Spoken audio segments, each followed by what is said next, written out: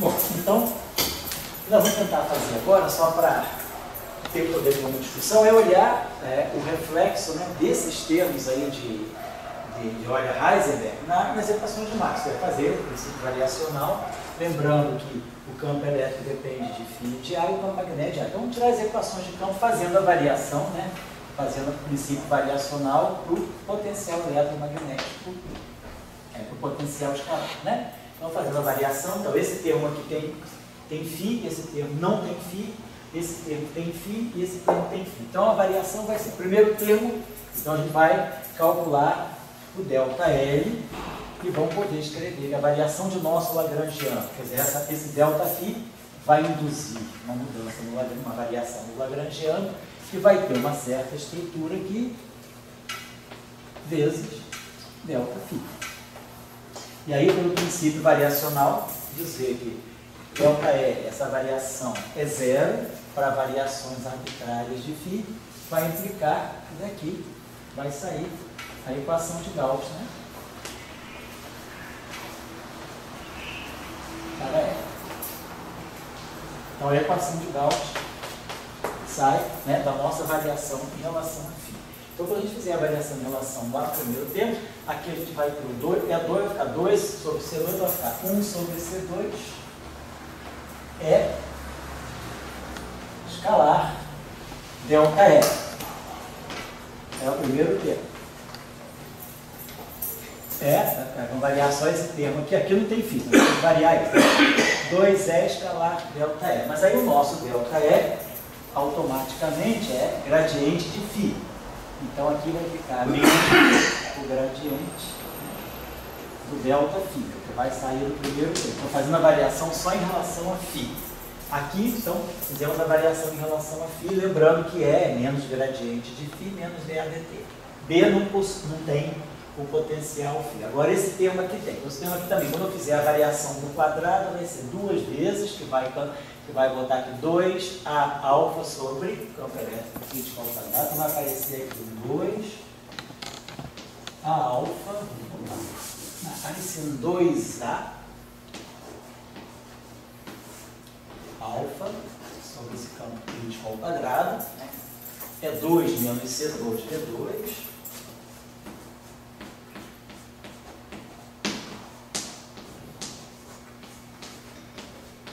E aí, vezes, né?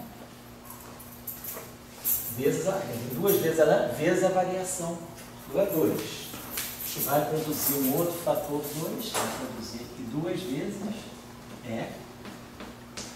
escalar, né? Então, estou fazendo a variação dessa função aqui. Então, a variação disso aqui, o delta disso aqui é duas vezes, né? Isso aqui, vezes o delta disso aqui. Então, duas vezes a grandeza e o seu delta. Então, eu vou fazer agora o delta disso aqui.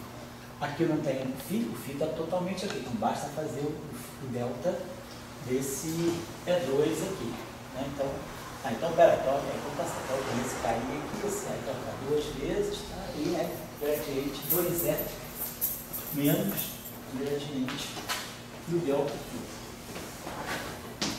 Certo? É a variação desse termo aqui. E aí agora, B sobre alfa, certo? Então isso aqui, a variação desse termo aqui. Então, mais B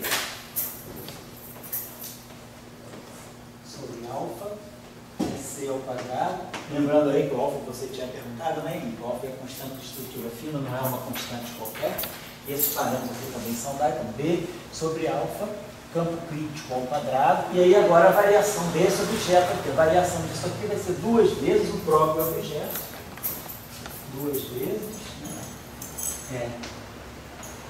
Escalar B.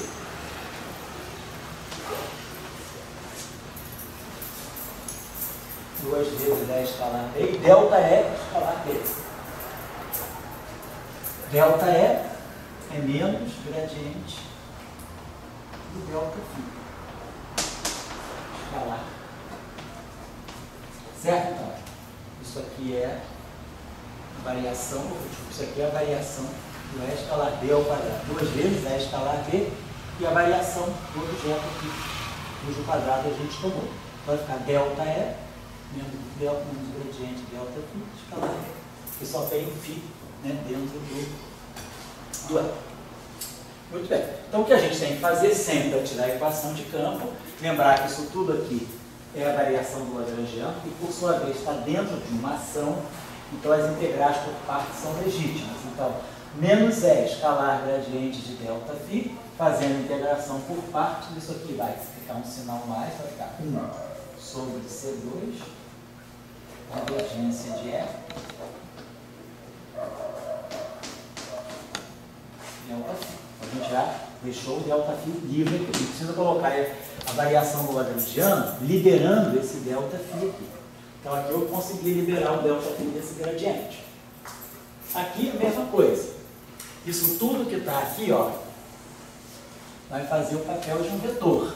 Então, para eu liberar esse ΔΦ aqui, eu vou pegar esse menos gradiente, vou integrar por parte, ele vai sair com uma divergência disso tudo aqui.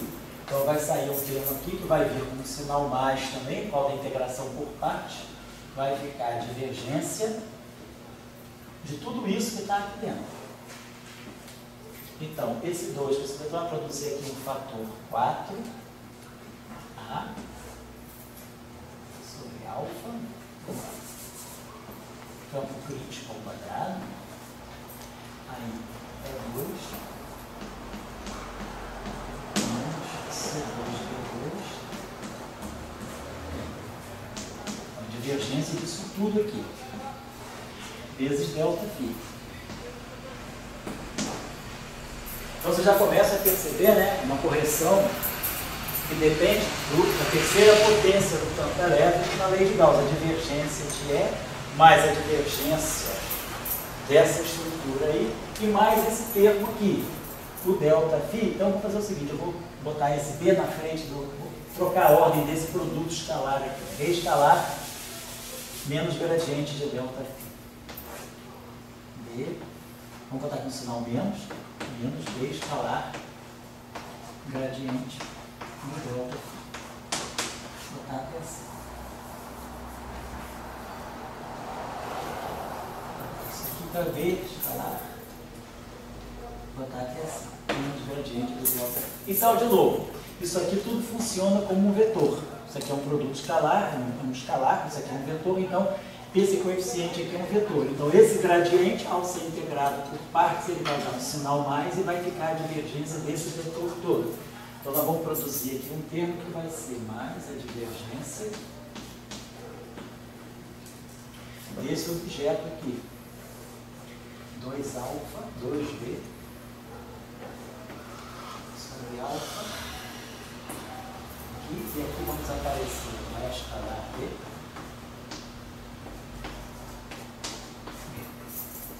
Então a gente já começa a ver, por exemplo, né, e aqui também um ΔΦ. Então a gente já começa a ver a importância, né, do setor magnético dentro da equação de Gauss. Então a gente pode fatorar esse ΔΦ para normalizar. Vamos tirar esse C2 daqui, então ó, a gente vai poder fatorar um ΔΦ, ΔΦ e ΔΦ. Então a equação já adquiriu, a variação já adquiriu essa forma. Claro, eu realizei integrações por partes. Então esse C2 aqui eu vou cancelar aqui, vamos trazer ele para cá. Vamos trazer ele para cá. Então a gente ficou com a seguinte, então a gente pode escrever a equação de Gauss dessa forma, no vácuo, claro. Divergência de D, como definisse um vetor de deslocamento elétrico, divergência de D igual a zero. É como se o vácuo começa a funcionar como um dielétrico, onde tem um vetor de deslocamento. Quem é D? D é mais, aí a gente vai ter aqui 4A C ao quadrado sobre alfa, campo crítico ao quadrado. Aí aqui vamos ter um termo que vai ser E2 menos C2V2. Vou ter um outro termo que contém um campo elétrico aqui. Mas aqui, ó, observa a alta não linearidade aqui. E aqui também, é claro, mais 2B C2 sobre alfa. E aqui, né?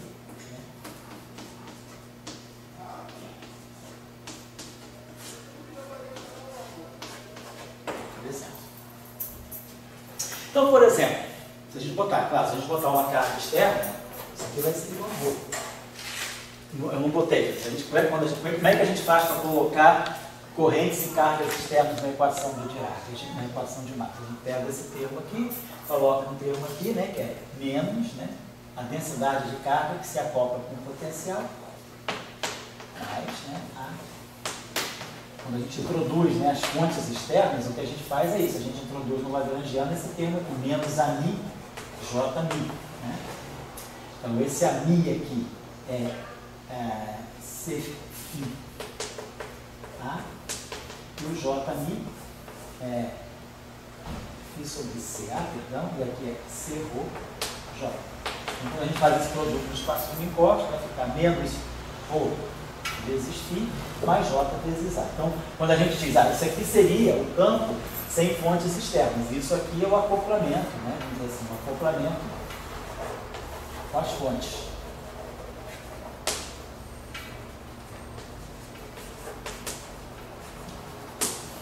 Então, claro, eu teria um termo aqui que seria menos ρ delta φ. Essas integrações por partes acabaram com esses sinais mesmo, mas o menos ρ delta φ fica, eu trago o ρ para o lado direito. Então fica aqui. Então a primeira equação de Maxwell é essa aqui. Certo? Na verdade a gente até coloca assim, né? A gente na verdade coloca μ0 JMI a μ. Então na verdade aqui eu tenho menos μ0 e aqui eu tenho mais μ0. Quer dizer, no espaço de Minkowski, as equações de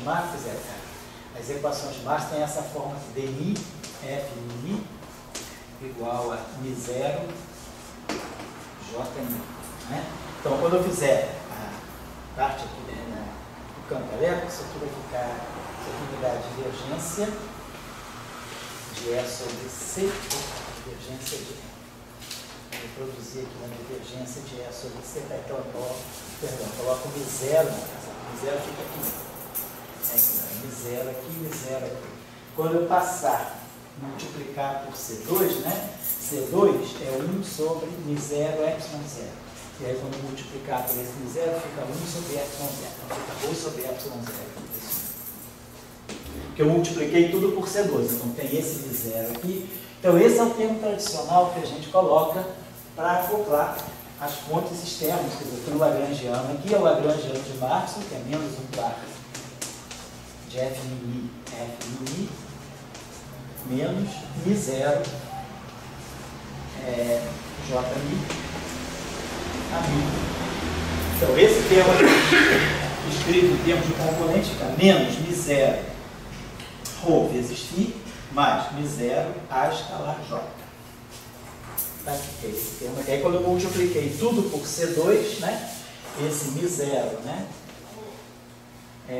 Vezes ρ, que aparecia do lado direito, fica vezes C2, então isso aqui é 1 sobre μ0 ε0, então fica ρ sobre ε0. Então essa é a primeira equação de Maxwell, é a equação de Gauss, né? Do campo elétrico. E aí você tem aquela expressão ali, que seria polarização. É como se fosse para fazer o papel da polarização, né? Dele, né? Vamos dizer assim, né? A gente sempre imagina essa formulação aqui, né? A polarização geralmente a polarização é linear no campo elétrico. Aqui não. A polarização é quadrática, não é linear, né? Então esse meio, então é como se o vácuo agora responde, e nós não temos o meio material, temos o vácuo. Então esse efeito de não linearidade é como se conferisse ao vácuo essas constantes. Né? Mas aí a gente entende, é o que o Euler e Heisenberg fizeram. Para eles o vácuo não é vácuo. Para eles o vácuo é um mar de elétrons e pósitrons sendo criados e aniquilados. Quer dizer, para eles o mar é alguma coisa que está efervescente de elétrons e pósitrons que se criam, destroem. Então o vácuo começa a se perceber. O vácuo começa, não. O campo elétrico, né, ele percebe essa estrutura do vácuo, conferindo ao vácuo essa propriedade material. Quer dizer, a não linearidade está refletindo, né, o fato de ter o vácuo agora ser um mar de elétrons e pósitrons que são criados e destruídos constantemente. Por exemplo, uma tarefa aí que não é complicada, é só uma tarefa, assim, algébrica, né? Mas que vale a pena como primeiro exercício. Qual é o campo elétrico gerado por uma carga pontiforme colocada na origem? Então, vamos dizer, eu teria divergência de D, não divergência de E, eu teria divergência de D igual a uma carga Q colocada na origem pontiforme, delta de Dirac, teria algo desse tipo. E aí eu imagino, bom, tudo bem, a carga é pontiforme colocada na origem, eu imagino que o meu problema deva realmente ter solução esfericamente simétrica, eu imagino que a carga pontiforme, em estática, ela não deve dar campo magnético, então esse setor aqui é zero para a carga estática, esse setor aqui é zero, então eu deveria ter divergência de D, né? Então eu teria divergência de D igual a isso aqui. Então é muito simples, quem sabe essa equação que sabe quem é D. Quem é D? D é Q sobre 4π ε0 R2 R chapéu. Então, eu posso resolver imediatamente a equação para D. Agora, sabendo D, eu tenho que tirar E. O problema não é calcular o campo D, o campo D é imediato, é a equação de Gauss do eletromagnetismo tradicional no vácuo. Só que D não é. Se fossem as equações de Max, a divergência de E igual a rho sobre ε0. Mas eu sei quem é D, então eu conheço isso aqui. Eu sei que isso aqui é Q sobre 4π ε0 R2. Então isso aqui vai ser E. Vamos dizer, o campo é radial, então o meu problema não tem simetria esférica, não tem componente nem θ, nem φ, coordenadas esféricas. Então vamos dizer que isso aqui seja o próprio campo elétrico, né? Quer dizer, o campo elétrico nosso é chapéu, vamos dizer isso aqui. Então eu estou tirando, na verdade, o módulo do campo elétrico. E aí isso aqui vai me dar isso aqui mais 4A C2 sobre alfa, campo crítico ao quadrado. Aí aqui eu vou ter um E3. E aí, eu tenho essa equação aí. Então a gente tem a equação de Newton do terceiro grau para resolver. Todo mundo sabe resolver lá pelo método de Euclide, né? Tem o método lá, a gente sabe resolver uma equação do terceiro grau. É só fazer uma transformação de coordenadas, né? Se a gente fizer aqui é alfa mais, sei lá, beta sobre... Se colocaram... Sei lá, chama esse campo aqui de W. E aí, com essa transformação de coordenadas, eu transformo essa equação numa equação do quarto grau completa, sem termo público, transformo essa equação numa equação que tem W2, W4, W2, o termo independente, e resolvo a equação biquadrada, tiro as raízes de W, tiro as raízes de E. É uma equação do terceiro grau para resolver. Vai não vai? Na época, né, que eles encontraram uma equação constitutiva, né? Isso. Que era, como dizia anteriormente, em Maxwell, né, colocada à mão. Exato. Certo? Isso. E eles conseguem, vamos dizer, preservando a invariância de Gauss, Isso. encontrar em termos de polarização, magnetização, né? Isso. Eles alertaram sobre isso, né? Sim.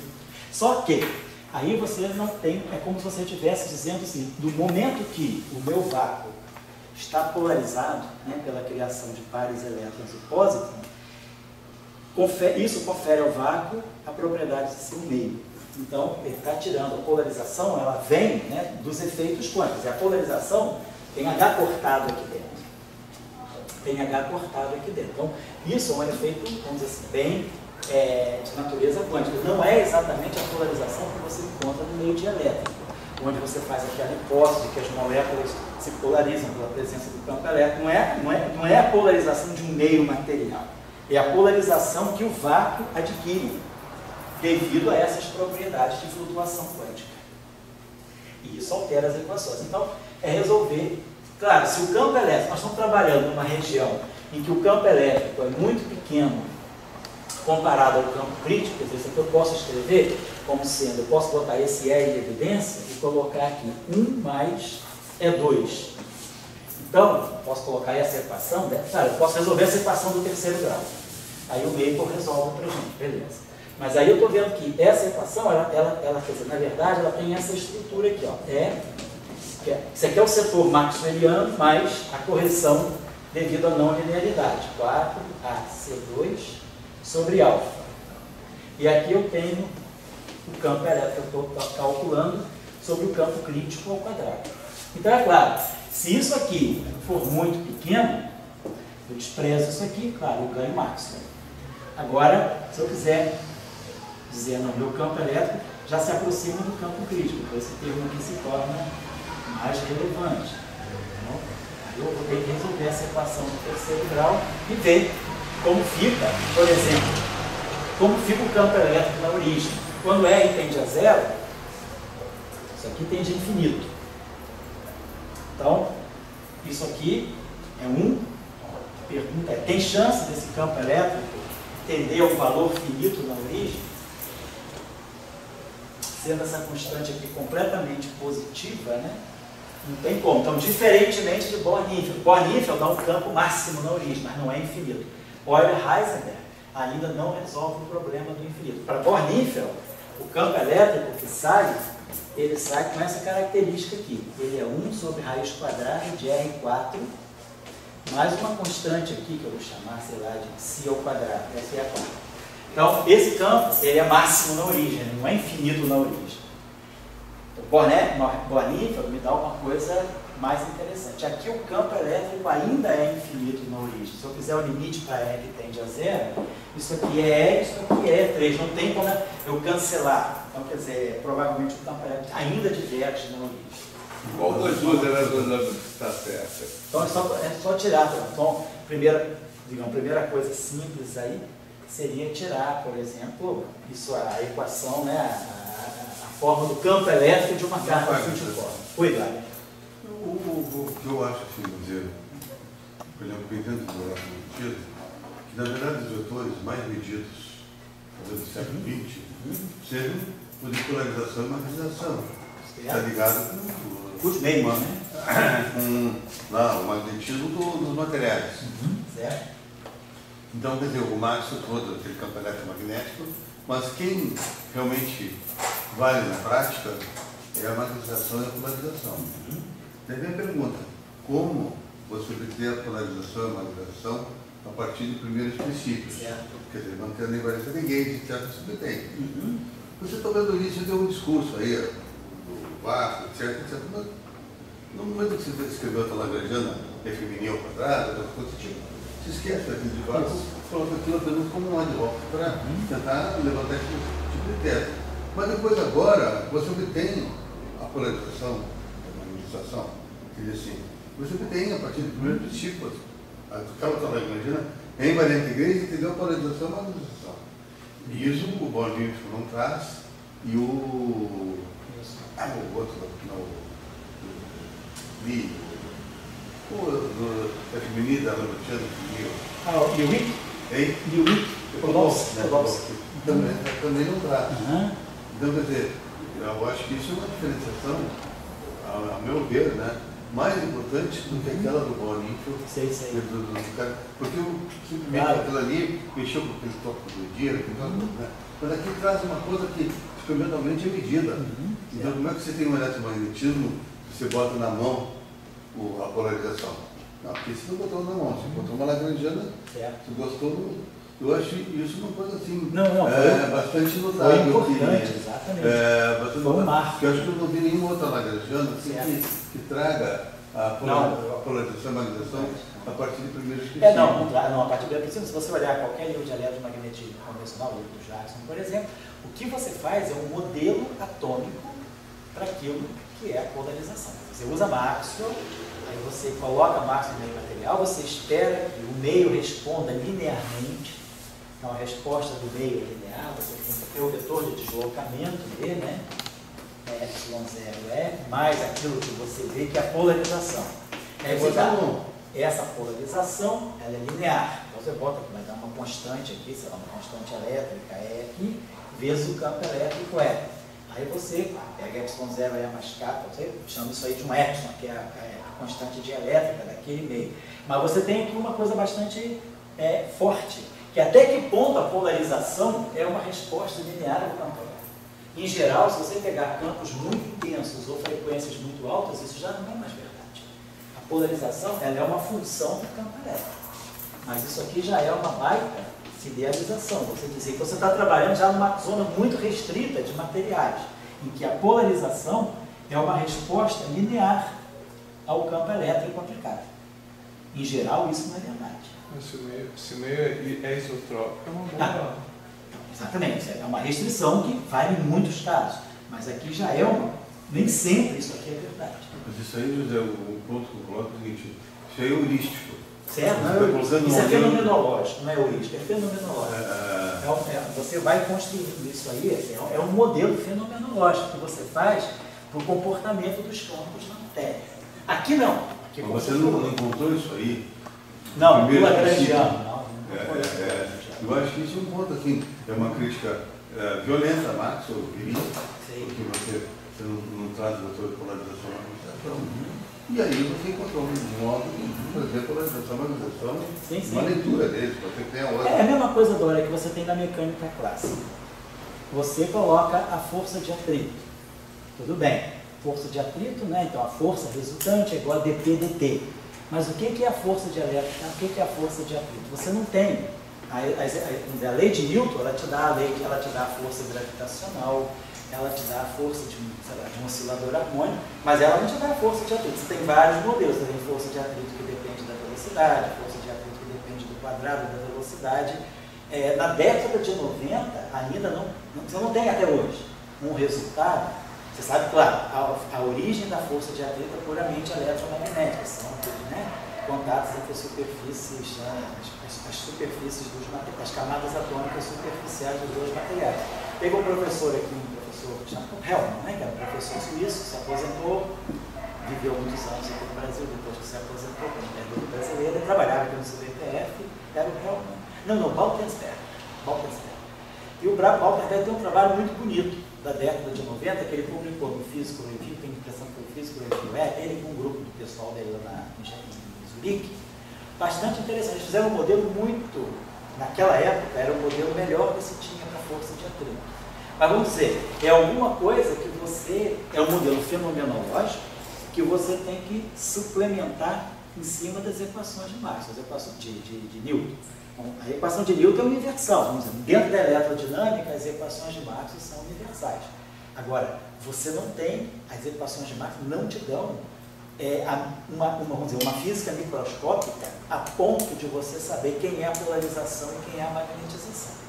Que nem a força de atrito, as leis de Newton não te dão nenhuma indicação da força de atrito, você precisa construir isso à parte, fenomenologicamente, então vai dependendo do meio, a força de atrito é proporcional à velocidade, ao quadrado da velocidade, tem meios que é um polinômio até a ordem 4 na velocidade, você tem vários modelos para a forma de atrito, para a força de atrito, dependendo do meio. E um outro modelo mais simples é Mi vezes N, no vestibular é Mi vezes N, é Mi vezes anormal, né? Então a gente tem um monte de fenomenologia para a força de atrito, mas você não perdeu a universalidade da mecânica clássica. Aqui é a mesma coisa, Marx não consegue te dar uma descrição microscópica daquilo que é a resposta de um meio a um campo aplicado. Eu acho que um dos melhores livros para isso ainda, eu acho que é o livro do Van Vleck, que tem na biblioteca. Um livro antigo, um livro talvez da década de antes até do Jackson. Mas é um livro muito bom, ele trabalha várias possibilidades de meios, de respostas não lineares, a campos elétricos e campos magnéticos externos aplicados. Por exemplo, ele mostra, inclusive, que se as frequências forem altas o suficiente, a polarização passa a depender, inclusive, do campo magnético. Você perde esse modelo mais simplificado da polarização depender só do que aqui é o que está acontecendo aqui. Aqui é como se a gente tivesse uma polarização que depende do campo elétrico e do campo magnético. Então, você tem esse termo linear em E. Você pode escrever isso aqui assim, DI igual a EI mais 4AC2. Vamos pegar isso aqui em termos de vetor, componentes vetoriais. E2 menos C2D2 EI mais 2D. Então, aí está dependendo do campo magnético. Esse você vai ter, vamos botar assim, BI, BJ, BJ. Então, você poderia escrever a sua polarização, já você tem um tensor de polarização aqui, você pode escrever o teu D como sendo essa matriz aqui, vamos colocar assim, BJ, GRD, EJ.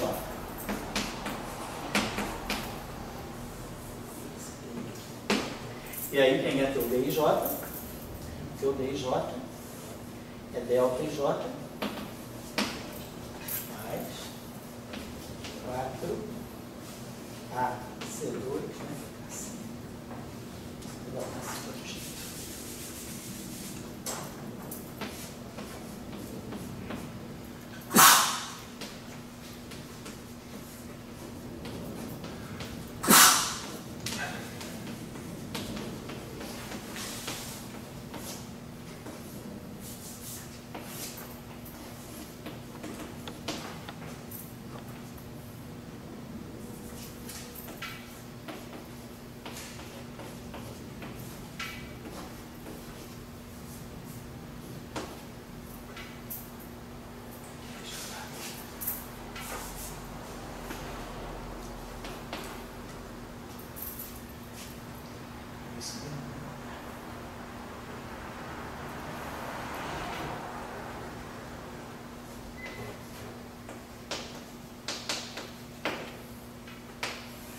Então, isso aqui faria o papel, né, da nossa, quer dizer, a nossa polarização estaria ligada a esse tensor aqui, ó, isso aqui te dá, essa parte aqui é identidade e essa parte aqui é uma parte tensorial. Então, você tem alguma coisa que você agora tem uma resposta não linear que depende do campo magnético também. Você não tem mais uma polarização que é só função de E, mas é a função de E de B. Vamos fazer a outra equação? Vamos pegar agora Ampère máximo.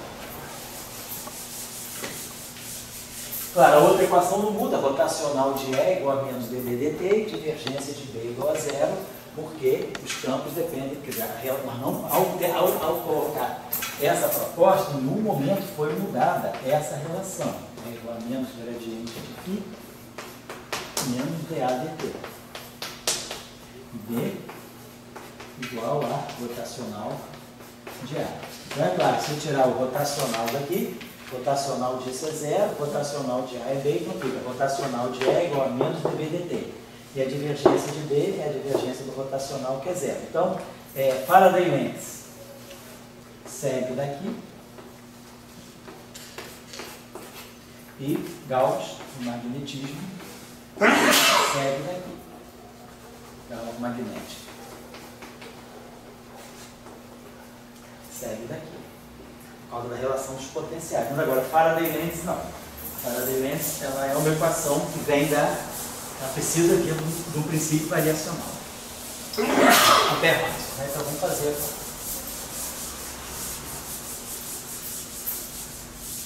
Por exemplo, uma questão interessante a fazer aí, dadas as equações, tirar o tensor de energia e momento. Tirar quem é o vetor de point. Como que a não linearidade modifica o nosso vetor de point. Claro, para fazer isso, a gente já sabe o proceder. Oi? A biossolar é a mesma de Ampère, né? Biossolar é Ampère máximo. Então agora eu vou fazer variação em relação a A. Agora a gente vai variar em relação ao potencial A.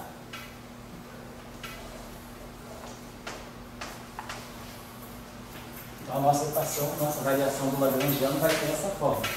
Alguma coisa aqui que é vetorial, escalar delta A. Isso aqui vai ser igual a zero.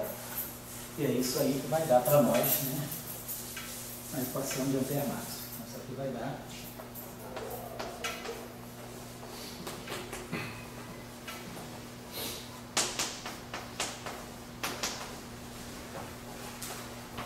o seguinte. Então vamos lá. Então delta L, de novo, vai produzir aqui. Então esse termo agora entra, que aqui tem A e aqui tem A. Então esse primeiro termo aqui vai ficar 1 sobre C2 é escalar, é menos gradiente de φ menos ddt do A. Então aqui vai aparecer menos ddt do A, o delta A. Fazer a variação em relação a A. Então vai ficar variação de E2 é 2E escalar variação do E, mas a variação do E advinda do A sai daqui. Aqui também eu tenho outro E, tem um campo A aqui, então você vai ficar C2 com C2 vai cancelar, então vai ficar menos, então o fator 2 vai cancelar com 2 e o C2 com C2, vai ficar D escalar rotacional do delta A. Então é a parte que sai aqui dessa variação. Depois desse termo aqui, gente vai produzir aqui o 2A.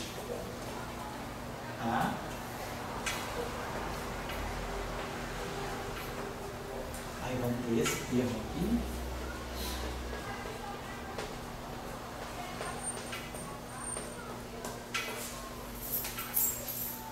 E aí agora vezes a variação disso aqui. Vai produzir agora vezes 2E escalar menos DADT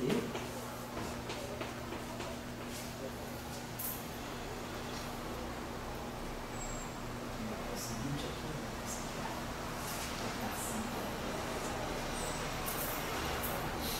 menos 2C2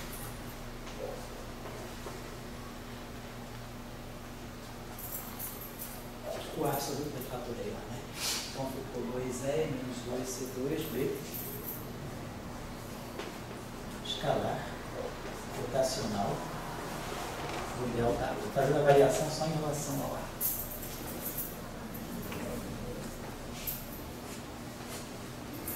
E agora o último terminho. Você continua, cara? O filme pega aqui? Pega atrás das pernas. Não corta não, né? Não corta. E agora esse termo aqui vai ficar 2B sobre alfa, campo crítico ao quadrado. Aí agora vai ficar delta E escalar B, delta E, que vai ser delta E escalar B. Então vai ficar aqui menos DDT do delta A escalar B.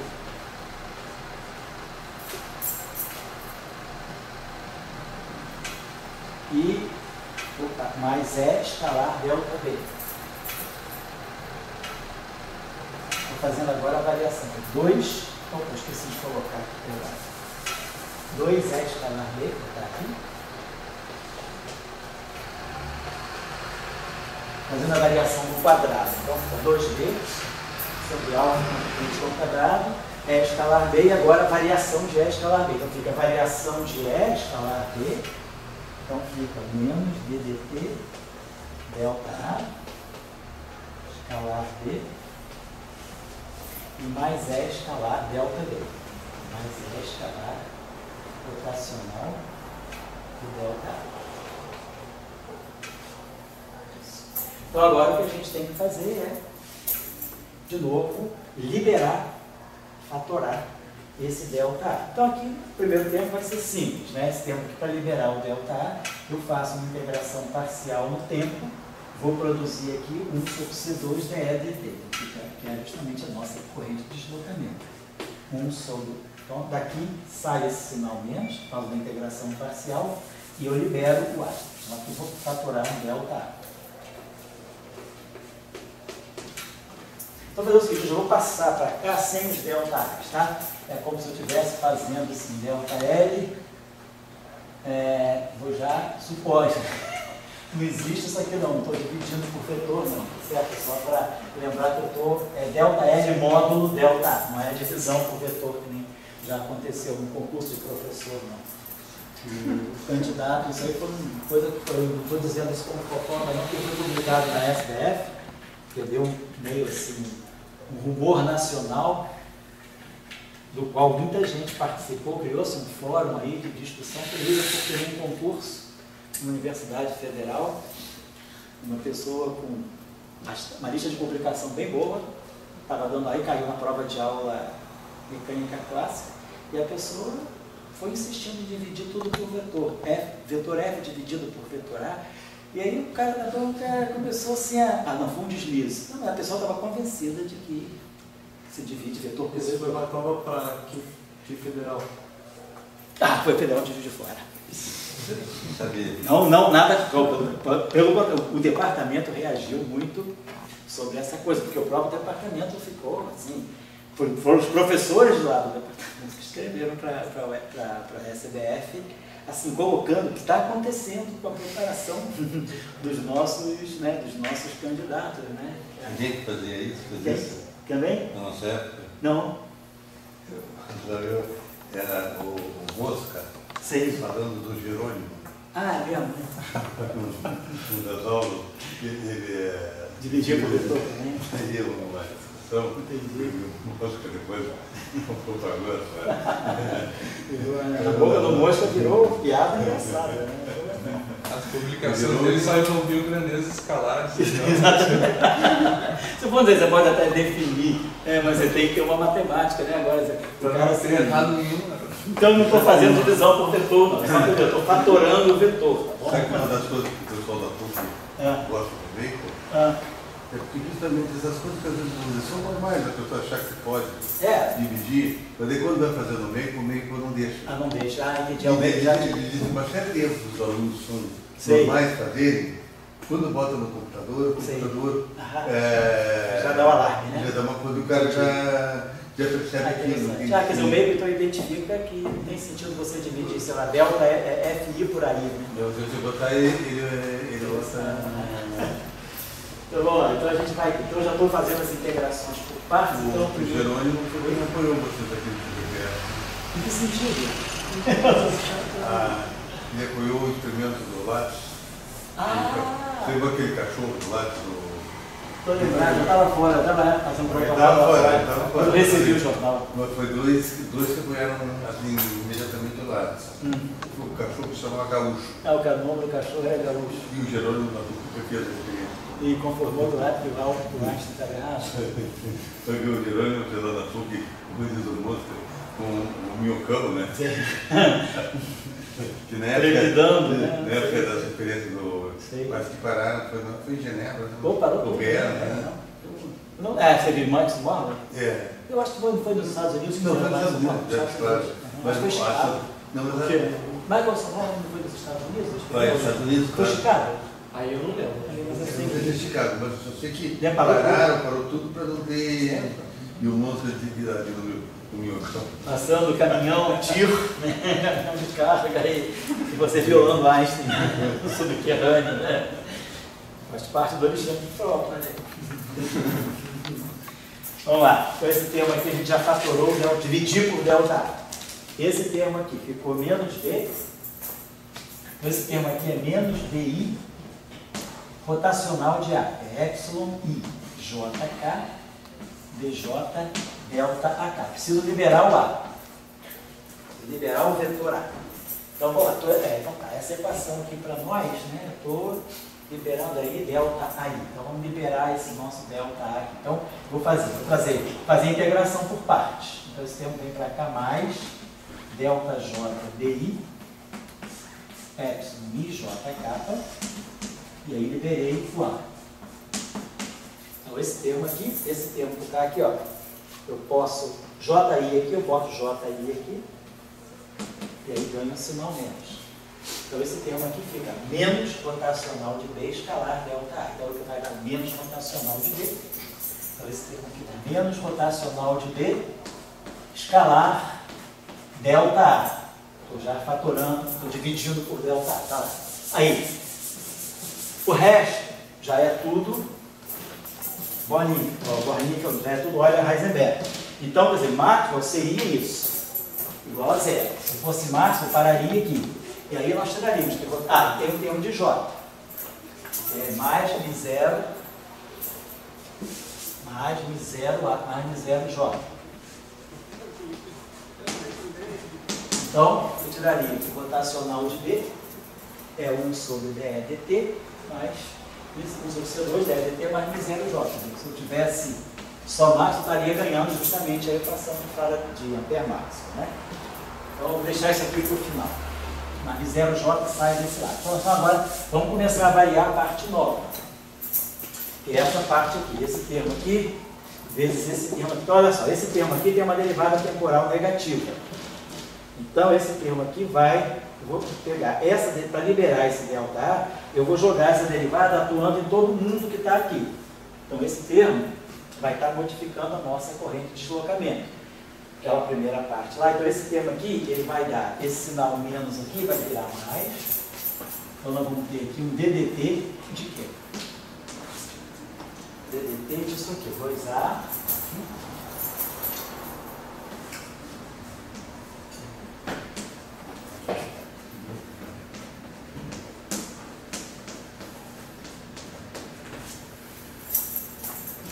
E aí aqui eu vou ter o outro A, né? Então o menos vai desaparecer por causa da integração parcial, mas vai ficar um fator 4. E aí aqui eu vou ter o campo elétrico E. Então, tudo isso aqui, DDT disso. Escalar delta A. Eu já estou fatorando delta A. Então esse termo aqui está pronto. Agora vamos fazer esse termo aqui que é igual a esse aqui. Só que o rotacional, em vez da rotacional, não vai ser de B, vai ser o rotacional disso tudo aqui. Então esse termo aqui vai produzir exatamente como esse termo, a mesma estrutura, ó. B escalar divergente, rotacional de delta A, B escalar rotacional de B. Aqui só que eu joguei isso aqui e me deu o rotacional de B. Aqui vai ser a mesma coisa, eu vou pegar esse rotacional aqui, quando eu fizer a integração por partes, é exatamente o que eu fiz aqui. Ao invés de ele atuar só no B, ele vai atuar nisso tudo aqui que está multiplicando B. Então eu vou ter menos 4, então ele vai produzir aqui um termo que vai ser, quando o interno vai ficar igualzinho aquele, menos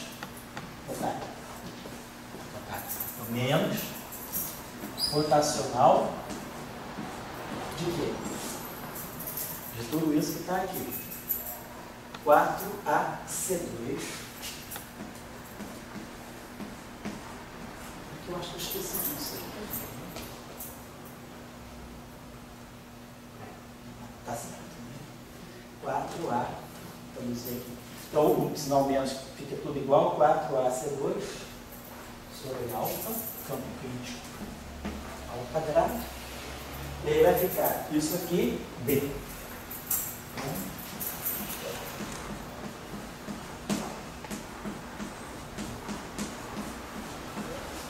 Pegando o rotacional disso tudo aqui, pá, escalar delta A.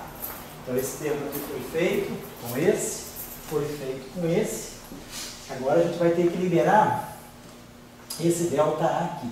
Então esse delta T, ele vai ter que, esse DT, ele vai ter que atuar nesse produto E escalar BB, fazer uma integração por partes, e aí ele vai liberar esse delta A aqui. Então nós vamos produzir um termo que vai ser mais 2B sobre alfa.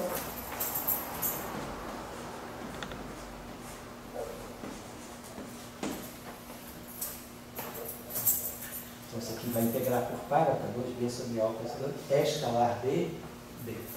DDT disso.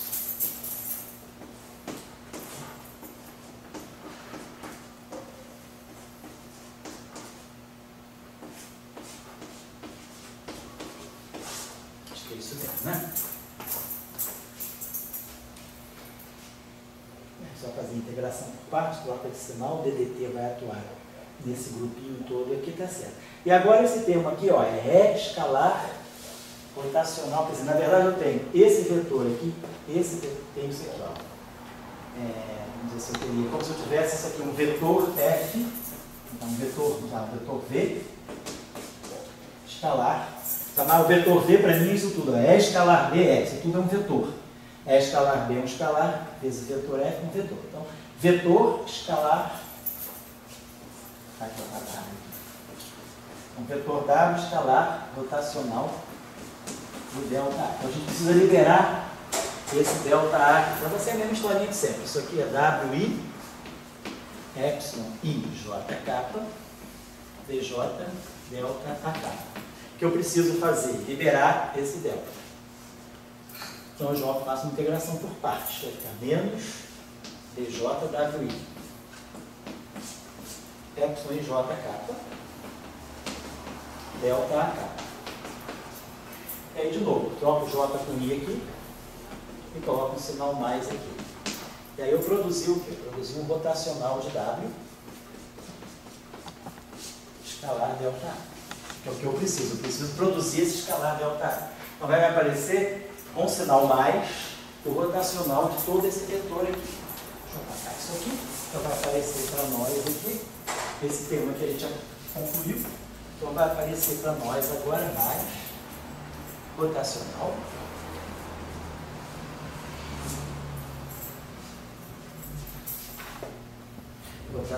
de 2B, né? 2B sobre alfa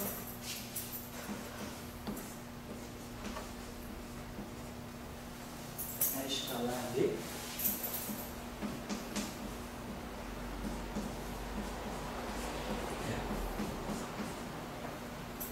faz o papel do meu vetor dado, é escalar BE. E aí ficou o rotacional disso, escalar delta A. Então essa é a nossa máquina elíptica. E aí mais o último termo, mais um zero.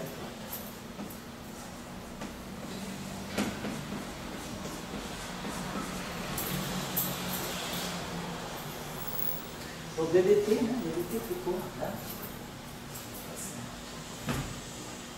Me presta o teu caderno, vai. Ô, Jagna, como faz? Cadê o cadinho aqui?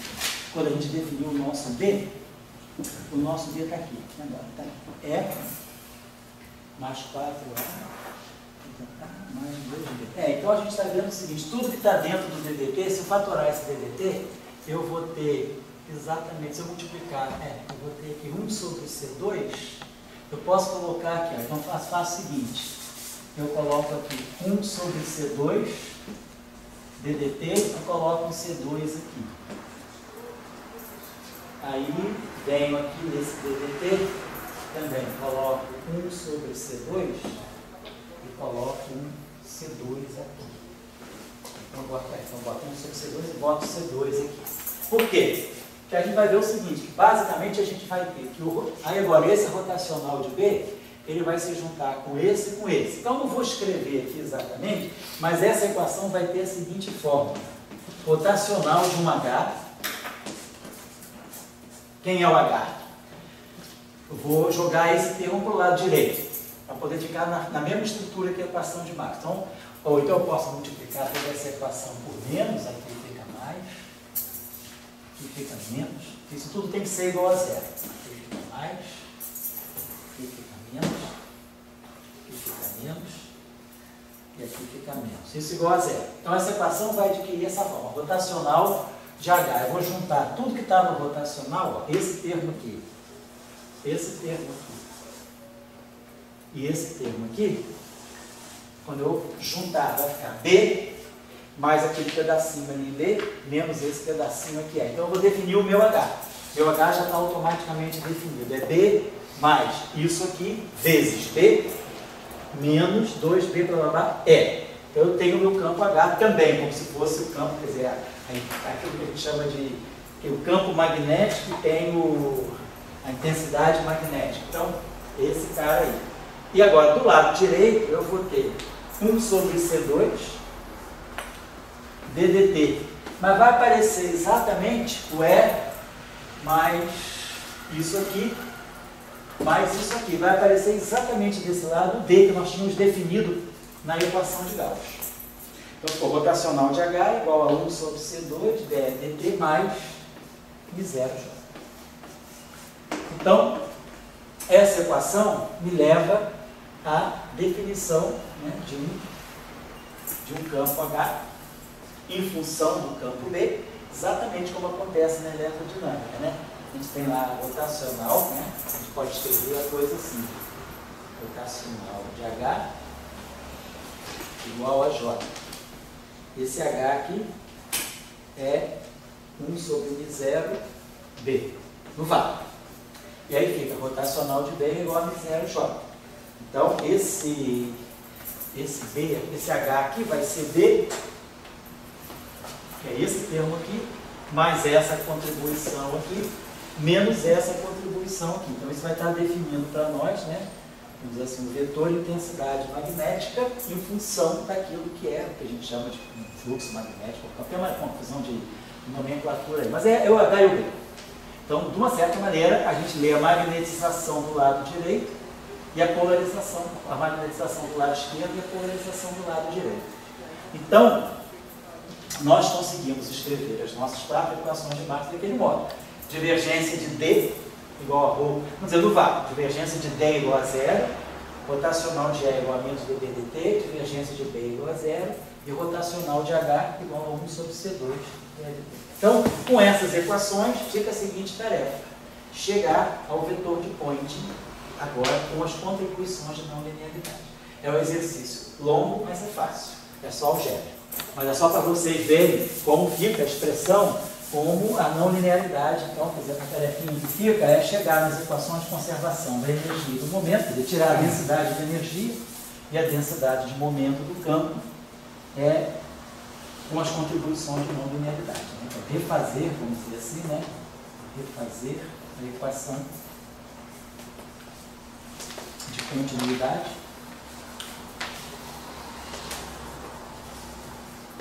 da energia e momento, né?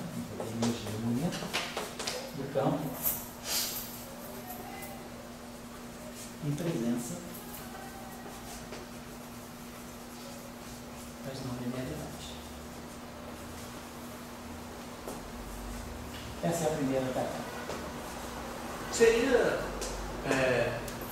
forçar um pouco, eu imaginar que como o H e o D correspondem, eles têm uma álgebra idêntica de Maxwell para H e D quando se define. Se eu fizer, eu vou achar o vetor de ponto em função de H e de D, ele vai ser exatamente igual A estrutura. em função de H e de D. Em função de H e de D. Tenta ver isso. Outra questão interessante para vocês pensarem aí é saber se essa não linearidade ela comporta a existência de monopolo magnético. A gente, quando vai estudar a estrutura de monopolo magnético, a gente fala divergência de B não é mais zero. A divergência de B passa a ter, né? Então, a divergência de B, então eu tenho um potencial, eu tenho um D agora, né? Que às vezes modificando as equações de Marx, a gente pode perder referência no monopolo magnético. Então vamos pegar, só para vocês lembrarem de Proca. Se a gente pegar as equações de Proca, né, vou botar assim, a divergência de E, só para vocês lembrarem, a divergência de E, mais aquele termo, se F igual a ρ sobre ε0. Rotacional de E menos dv dt. Divergência de B igual a zero. Rotacional de B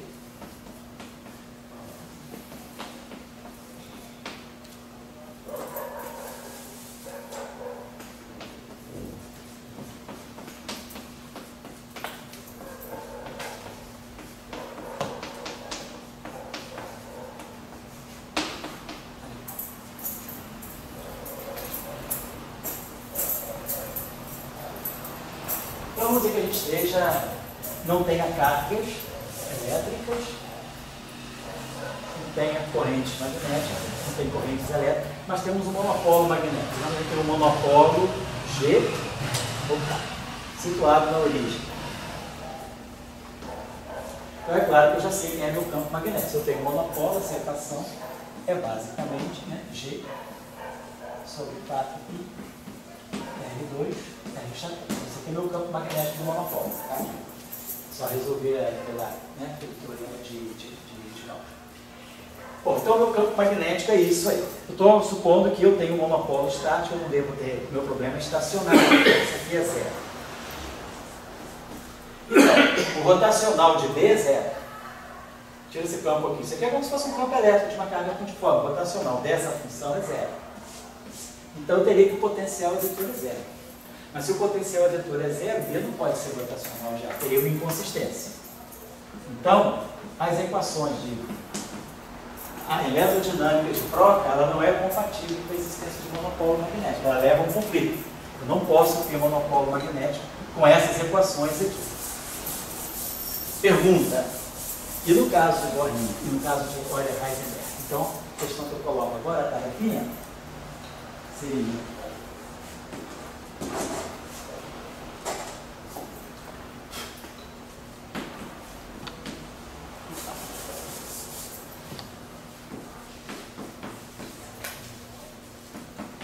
então, a eletrodinâmica de Euler-Heisenberg, vamos dizer, comporta, né, a existência de monopolos magnéticos.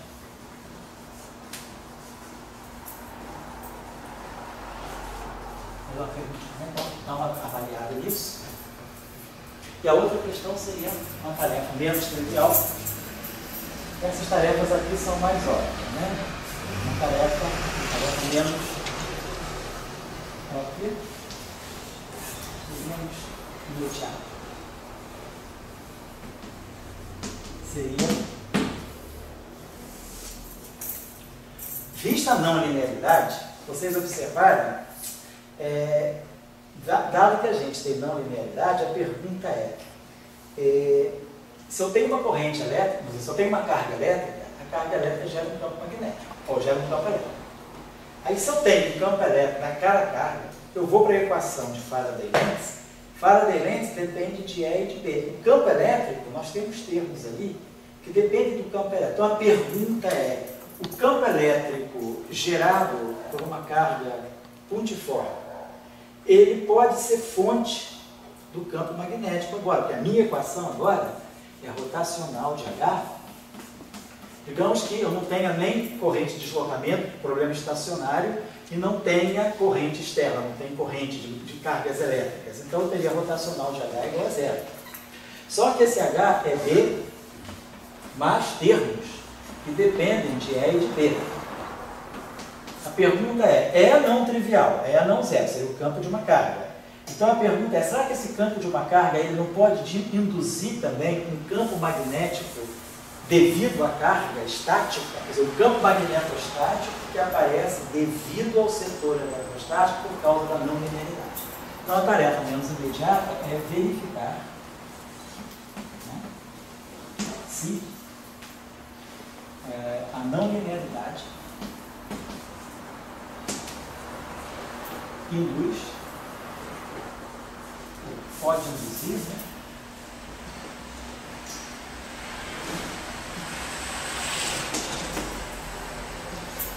um campo magnetostático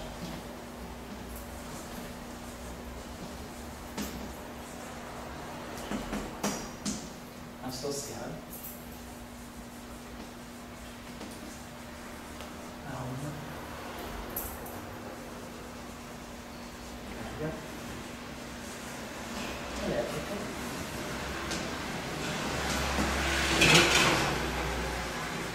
foi um referencial de repouso da carga.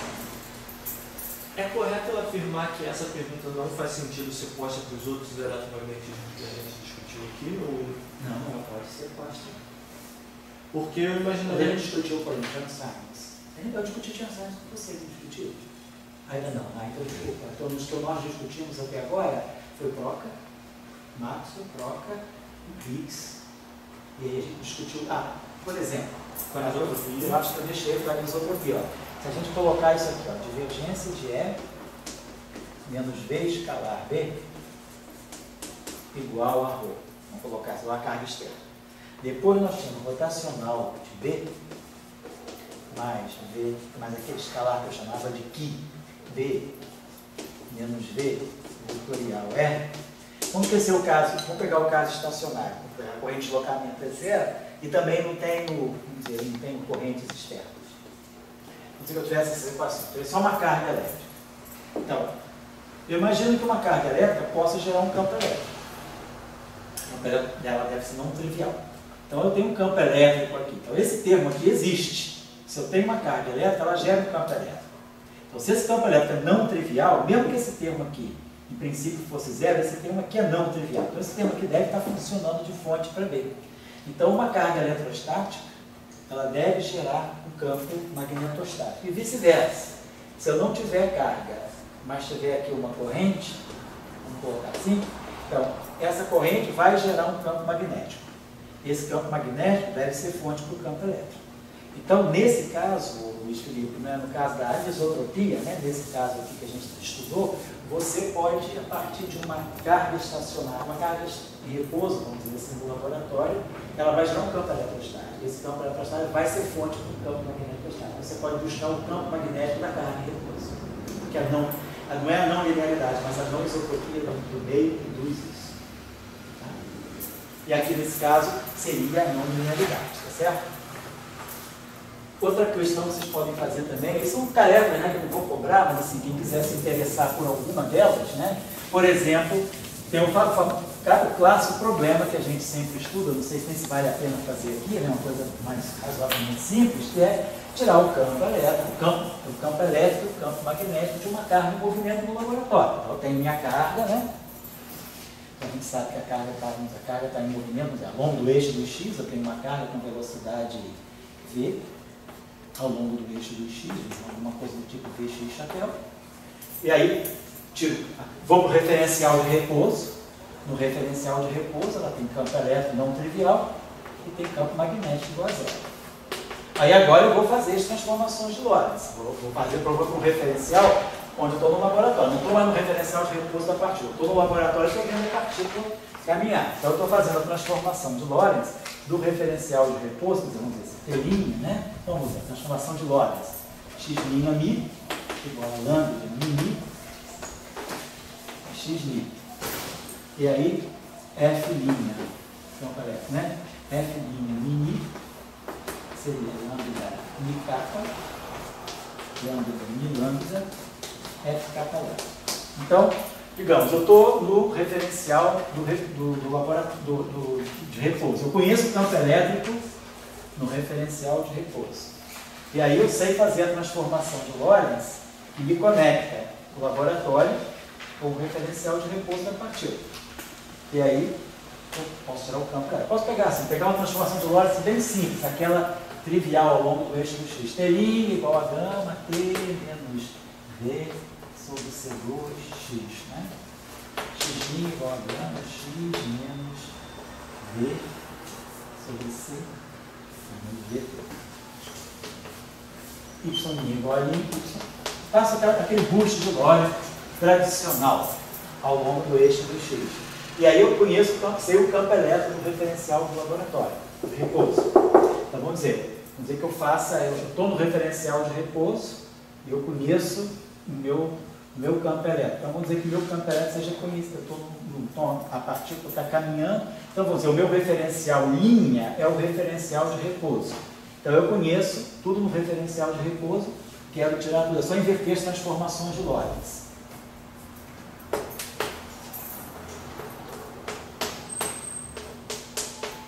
Então fiz as transformações de Lorentz.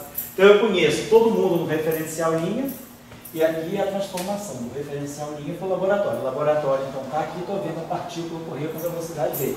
Sei o campo elétrico aqui, e eu sei como é que se transforma, a gente sabe como é que se transforma o campo elétrico no campo magnético. Então, se a gente pegar aquela matriz, né, aqui é 0, aqui é campo elétrico X sobre C, campo elétrico Y sobre C, campo magnético Z sobre C, aqui é X sobre C, Y sobre C, Z sobre C, e aí aqui eu tenho 0. Não está faltando menos aí não, professor? Deixa eu ver, que é F0i. Acho que não. No campo eu tenho assim, ó, se a minha matriz é F mi embaixo, vamos botar a matriz embaixo. Então isso aqui é F mi, D mi menos D mi. Então isso aqui é F0 mi, linha 0, coluna I. D0 aí, menos DI a 0. D0 é 1 sobre C ddt. Esse aí é menos o campo elétrico, menos o potencial do campo. Isso aqui é menos o gradiente do fim. Então isso aqui é o próprio campo elétrico. Então, se essa. Então, depende. Sim, mas ele não é antissimétrico, a coluna deveria. Ele é antissimétrico. Aqui, bom, desculpa, sim. Você diz o menos aqui. Sim. Desculpa, não está certo. O menos aqui não está certo. Estava errado. Porque assim, é antissimétrico. Estava pensando que o menos fosse aqui, não. Tá certo. Então tá, meu campo é esse aqui. A minha matriz magnética aqui é F12, aqui é menos BZ. Aqui é BY, aqui é BZ, BZ, aqui é menos BX, aqui é menos BY, BX. Então, isso aqui é minha matriz de campos elétricos e magnéticos. Essa matriz aqui vai ser essa transformação de Lorentz aqui. Então vai ficar gama. Aqui vai ficar V sobre C beta, né? Vamos chamar assim, né? Então botar aqui. Vamos botar aqui C, vamos chamar V mais, aqui vai ficar gama V, gama beta sobre C, 0, 0, gama beta sobre C, gama 0, 0, 0, 0, 1, 0, 0, 0, 0. Então, essa aqui é a matriz que faz a transformação de Lorentz para aquele referencial. Aí aqui eu coloco os meus campos conhecidos.